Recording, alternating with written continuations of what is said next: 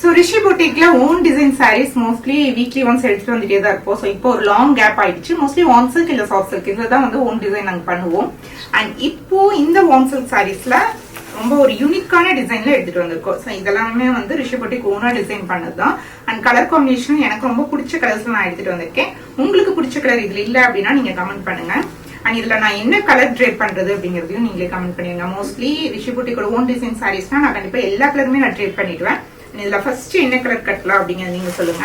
நான் எப்பயும் போல இந்த டார்க் ப்ரௌன் தான் நான் சூஸ் பண்ணி வச்சிருக்கேன். இதோட டிசைனே பாருங்களேன், ரொம்ப யூனிக்கா இருக்கும்.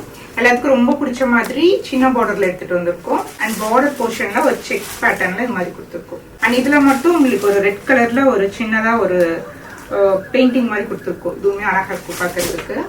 அண்ட் இதுல வந்து என்னென்ன கலர் இருக்கு அப்படின்னா இந்த கலர் எனக்கு ரொம்ப பிடிச்சிருக்கு. அண்ட் நெக்ஸ்ட் இதுவுமே ரொம்ப ஒரு பாஸ்டல் டோன் மாதிரி இருக்கு.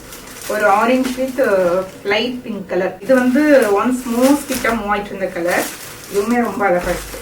சாரி எடுத்துட்டு வந்தாலும் இந்த கலர் நாங்கள் எடுத்துட்டு வந்துருவோம். இந்த கலர் வேணும்னாலும் கமெண்ட் பண்ணுங்க. மோஸ்ட்லி ரஸ்ட் ஆரஞ்சு கூட தான் இந்த சாக்லேட் மூணு பேக் பண்ணுவோம். இப்போ வந்து ரெட் கலர் கூட பேக் பண்ணிருக்கோம். நான் ஒரு பிங்க் வித் பிங்க் மாதிரி ட்ரை பண்ணலாம்னு நினைச்சேன். ஓகேவா இருக்கு இதுவுமே.